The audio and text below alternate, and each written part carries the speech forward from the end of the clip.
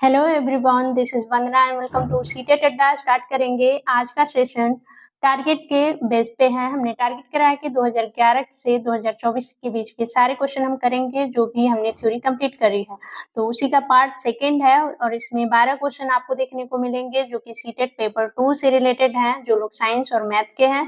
तो स्टार्ट कर लेते हैं। जो लोग चैनल पे नए हैं तो चैनल को सब्सक्राइब करके बेल आइकन को प्रेस कर लीजिए जिससे अपडेट आप तक सबसे पहले पहुंच जाए। ये क्वेश्चन आपको देखने को मिलेंगे सर्कुलेशन से, जैसे कि परिसंचरण तंत्र हो गया और रिप्रोडक्शन यानी कि प्रजनन तंत्र हो गया, और भी जितने भी टॉपिक्स हमने सेल्स पढ़ा है, ग्लैंड्स पढ़ा है, तो जितने भी हमने थ्योरी कंप्लीट करी है ऑलमोस्ट आपको सारे टॉपिक से क्वेश्चन देखने को मिलेंगे, क्योंकि जो थ्योरी हमने करी है उसी के क्वेश्चन को टैग कर रहे हैं, हम टारगेट कर रहे हैं। और बाकी जो क्वेश्चन है वो हम थ्योरी कंप्लीट करने के बाद करेंगे, क्योंकि अगर थ्योरी पढ़े रहेंगे तभी क्वेश्चन करने का मजा आएगा और हमें क्वेश्चन समझ में भी आएंगे कि क्वेश्चन किस तरीके से पूछा गया है। हमने थ्योरी डायरेक्टली जो पढ़ी है और क्वेश्चन किस तरीके से घुमा करके पूछा जा रहा है। ठीक, तो क्वेश्चन भी करना जरूरी है। स्टार्ट कर लेते हैं फटाफट से, टाइम जाया ना करते हुए। क्वेश्चन क्या देखा गया है, इसमें लिखा क्या है कि निम्नलिखित में से कौन सा एकल पुष्प नहीं है, वर्ण पुष्पों का एक गुच्छा है। तो याद रखेंगे सूर्यमुखी जो होता है वो पुष्पों का गुच्छा होता है, उसमें केवल सिंगल पुष्प नहीं होता, कई सारे पुष्प होते हैं। तो फोर्थ आपका राइट आंसर हो जाएगा। नेक्स्ट क्वेश्चन है, ईस्ट का उपयोग डैश के उत्पादन में किया जाता है। तो ये एल्कोहल बनाने में किया जाता है, इसका यूज। फर्स्ट आपका राइट आंसर हो जाएगा। ठीक, नेक्स्ट क्वेश्चन है, माइटोकॉन्ड्रिया से एटीपी निर्मुक्त होता है। माइटोकॉन्ड्रिया में क्या होता है, हमने पढ़ा था सेल टॉपिक में। माइटोकॉन्ड्रिया में रेस्पिरेशन के प्रोसेस से ऊर्जा निर्मुक्त होती है एटीपी के फॉर्म में। तो राइबोसोम में क्या होता है, तो ये चारों में से सही कौन सा है ये बताना है। तो राइबोसोम में हमने एंडोप्लाज्मिक रेटिकुलम में पढ़ा था कि एक होते हैं सॉफ्ट एंडोप्लाज्मिक रेटिकुलम, एक होते हैं रफ। ठीक, सॉफ्ट में जो होते हैं उसमें राइबोसोम नहीं होते और रफ में राइबोसोम होते हैं, और इसमें प्रोटीन होता है और इसमें वसा होता है। सॉरी, ये प्रोटीन का संश्लेषण करते हैं और ये वसा का संश्लेषण करते हैं। और जो प्रोटीन का संश्लेषण करते हैं उसमें क्या होते हैं, राइबोसोम होते हैं। तो राइबोसोम किस चीज का संश्लेषण करते हैं, प्रोटीन का। 3 आपका राइट आंसर हो जाएगा।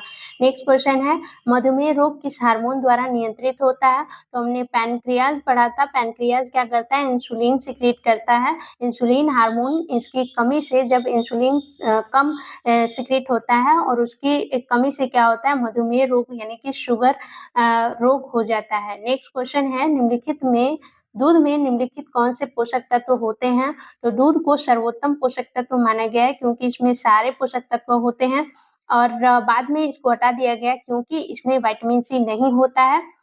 तो जहाँ पे विटामिन सी दिखेगा उसे कट कर देंगे। यहाँ पे विटामिन सी है पहले में तो इसे कट कर देंगे, सेकेंड में भी विटामिन सी है, कट कर देंगे। और आयरन जो होता है ये भी विटामिन सी का संश्लेषण करता है। तो यहाँ पे 3 भी करेक्ट नहीं होगा, 4 आपका करेक्ट आंसर बनेगा क्योंकि 4 में विटामिन सी नहीं है, प्रोटीन है, कैल्शियम है, विटामिन डी है। तो 4 आपका करेक्ट आंसर हो जाएगा। नेक्स्ट क्वेश्चन है, प्लांट रिप्रोडक्शन से। तो ये हमने पढ़ा हुआ है कि प्लांट में रिप्रोडक्शन किस तरीके से होता है। तो पहला क्या है, स्तंभ ए और स्तंभ बी से मिलान करना है। और किस तरीके से, तो ये हम देखेंगे कि कायिक प्रवर्धन जो होता है ये आलू में होता है। ठीक, और बीजाणु संघनन ये होता है कवक में। ठीक, यानी कि फंगस में होता है।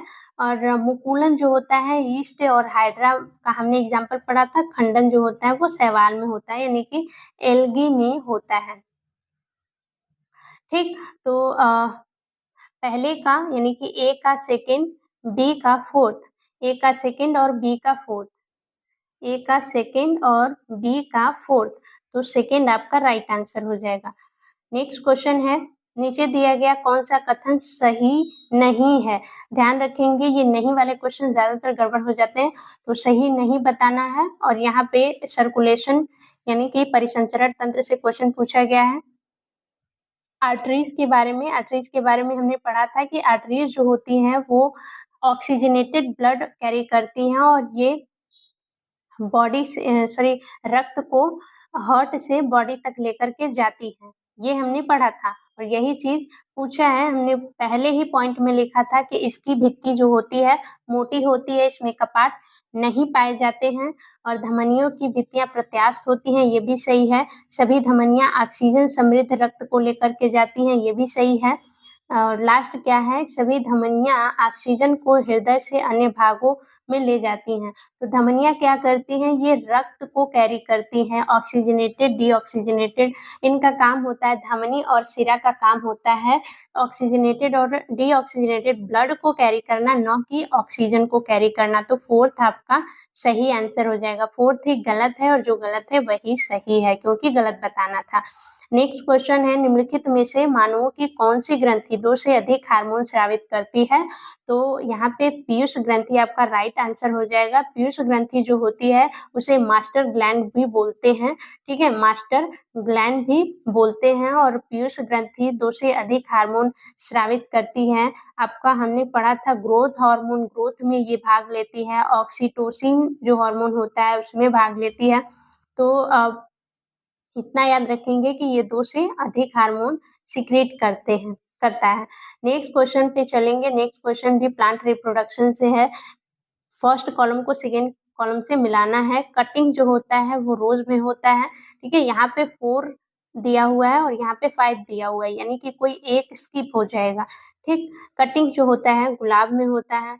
मुकुलन जो होता है ईस्ट में होता है।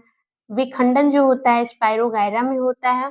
और बीजांड निर्माण जो होता है फर्न में होता है, यानी कि फंजाई जो होता है उसमें होता है। तो ए का फर्स्ट और बी का 5, तो ए का फर्स्ट बी का 5, तो आपको सेकेंड ही दिख जाएगा। ए का फर्स्ट और कोई ए का फर्स्ट नहीं है, ए का फर्स्ट यही है, तो आपका सेकेंड आपका राइट आंसर बन जाएगा। नेक्स्ट क्वेश्चन है, आपको देखने को मिलेगा कि क्वेश्चन बहुत ही बड़े-बड़े पूछे जा रहे हैं और जिसमें कि आपको पढ़ने में ही बहुत ज़्यादा टाइम चला जाएगा। तो इसीलिए कि बड़े क्वेश्चन किस तरीके से करने हैं, इसलिए थ्योरी हम अच्छे से कर रहे हैं ताकि क्वेश्चन को पढ़ने में टाइम ना जाए हमारा, ठीक। तो सीधा-सीधा बात है कि यक्ष ग्रंथियाँ युग्म में उपस्थित होती हैं और रक्तचाप को नियंत्रित करती हैं। तो कौन सी ग्रंथियाँ भाई रक्तचाप को नियंत्रित करती हैं? याद रखिए जो ग्लैंड टॉपिक था उसमें हमने पढ़ा था एड्रेनालिन और नॉन एड्रेनालिन। तो एड्रेनालिन और नॉन एड्रेनालिन का काम था कि रक्तचाप को नियंत्रित करना, यानी कि उसे सामान्य करना। तो जो एक्स ग्रंथियाँ क्या हो जाएगी, एड्रीनल हो जाएंगी, ठीक। और ये हार्मोन को स्रावित करने का आदेश वाई ग्रंथि से प्राप्त करती हैं। और ये जितनी भी ग्रंथियां हैं पीयूष ग्रंथि से क्या करती हैं, आदेश लेती हैं। तो सेकेंड आपका पीयूष ग्रंथि हो जाएगा, सिर्फ एक ग्रंथि को छोड़ करके, जो कि थैलेमस ग्रंथि होती है, हाइपोथैलेमस जो होती है वो ब्रेन में होती है, वही पीयूष ग्रंथि को ऑर्डर देती है। अदरवाइज जितनी भी ग्रंथियां हैं उसे छोड़ करके सभी पीयूष ग्रंथि से ऑर्डर लेकर ही अपना हार्मोन रिलीज करती हैं, ठीक। तो ये क्या करेगा, पीयूष ग्रंथि से क्या करेगा, आदेश लेगा तो अपना हार्मोन स्रावित करेगा। यहाँ पे दिया है जेड ग्रंथि से प्राप्त करती है। वाई जेड हार्मोन को भी स्रावित करती है। जो वाई होती है वो जेड हार्मोन को स्रावित करती है, यानी कि पीयूष किस हार्मोन को स्रावित करता है, वृद्धि हार्मोन को। अभी हमने पढ़ा कि ग्रोथ हार्मोन किसके द्वारा रिलीज होता है, पिट्यूटरी ग्लैंड के द्वारा, यानी कि पीयूष ग्रंथि के द्वारा रिलीज होता है। तो सेकेंड आपका राइट आंसर हो जाएगा, ठीक। नेक्स्ट है, मानव परिसंचरण तंत्र में यक्ष वे रक्त कोशिकाएं हैं जो ऑक्सीजन रहित रक्त ले जाती हैं। हमने पढ़ा था ऑक्सीजन रहित रक्त कौन ले जाती है, वेन। ऑक्सीजन से युक्त रक्त कौन ले जाती हैं, आर्टरीज, ठीक। तो वेन आपका यक्ष क्या हो जाएगा, वेन। वेन यानी कि शिराएं, ठीक। और हमने पढ़ा था शिराओं की भित्ति क्या होती है, पतली होती है। तो यहाँ पे एक ही आपको राइट आंसर मिलेगा। फिर भी क्वेश्चन पढ़ लेते हैं, और उनकी भित्तियां वाई होती हैं। तो शिराओं की भित्तियां क्या होती हैं, पतली होती हैं। मोटी किसकी होती है, धमनियों की होती है। धमनियों की भित्ति मोटी होती है और इनमें कपाट नहीं पाए जाते। इनकी भित्ति पतली होती है और इनमें कपाट पाए जाते हैं। तो यहीं से आपका राइट आंसर बन जाएगा कि सेकेंड आपका राइट आंसर है। फिर भी तसल्ली के लिए पढ़ लेते हैं, जेड रक्त को फेफड़ों से हृदय तक ले जाती है। तो जेड जो होती है रक्त को फेफड़ों से हृदय तक, फेफड़े हो गए, फेफड़े से हृदय तक कौन लेकर आती है? वो लेकर आती है फुफ्फुस, जो फुफ्फुस शिरा जो होती है वो लेकर आती है रक्त को हृदय तक फेफड़ों से। तो यहाँ पे फुफ्फुस शिरा लिखा भी है, सेकंड आपका राइट आंसर हो जाएगा।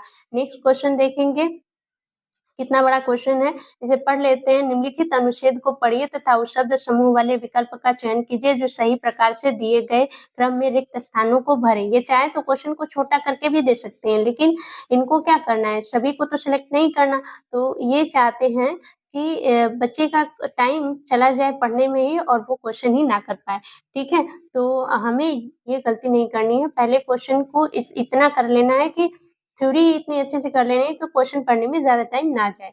निषेचन के समय पिता के शुक्राणु और माता के अंडाणु संलयित होकर डब्लू बनाते हैं। हमने पढ़ा था कि स्पर्म और ओवम दोनों मिल करके जब फर्टिलाइज़ होते हैं वो क्या बनाते हैं, युग्मनज बनाते हैं। तो डब्लू क्या हो गया, युग्मनज हो गया, जो कि बराबर विभाजित होकर कोशिकाओं के गोले में बदल जाता है।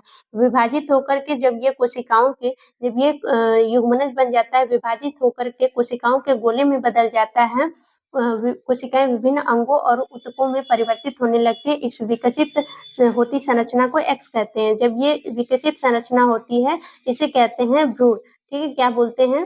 भ्रूण बोलते हैं। भ्रूण बोलते हैं, जो कि यहाँ पे लिखा है जो कि वाई की दीवार में रोपित हो जाता है। जो भ्रूण होता है वो गर्भाशय की दीवार से रोपित होकर के क्या होता है, विकसित होता है। एक्स की अवस्था जिसमें सभी शारीरिक अंगों की पहचान हो सके वह जेड कहलाता है, और जब इससे विकसित हो करके सभी शरीर के अंगों का पहचान होने लगता है उसे बोलते हैं गर्भ, ठीक है? तो याद रखेंगे डब्लू क्या है, डब्लू है युग्मनज, और बढ़ती अवस्था को बोलेंगे भ्रूण। वाई यानी कि गर्भाशय की दीवार हो गई, और जेड क्या हो गया, जैसे जब शरीर के अंगों की पहचान हो जाती है तो उसे गर्भाशय बोलते हैं, ठीक? सॉरी, गर्भ बोलते हैं, ठीक? तो ये आपका क्रम हो गया युग्मनज, भ्रूण, गर्भाशय और गर्भ। तो पहला आपका राइट आंसर हो जाएगा, ठीक? तो यहाँ पे क्वेश्चन कंप्लीट होता है, और सबसे पहला चीज़ है कि आप थ्योरी जाकर के देखिए, क्योंकि ऑप्शन अगर आप थ्योरी नहीं करे रहेंगे तो सीधी-सी बात है कि इतने अच्छे-अच्छे ऑप्शन देते हैं कि आप कन्फ्यूज़ हो जाएँगे। तो अगर आपको सेशन पसंद आया तो लाइक और शेयर करिए, कमेंट करके अपना फीडबैक ज़रूर दीजिए, और ज़्यादा से ज़्यादा शेयर करिए सभी लोगों तक, और हमें भी एक एनर्जी मिले और सारी चीज़ें अच्छे और टाइम पे कंप्लीट करने का मौका मिले। तो आज के लिए रहने देते हैं। Bye bye, take care and thanks for watching.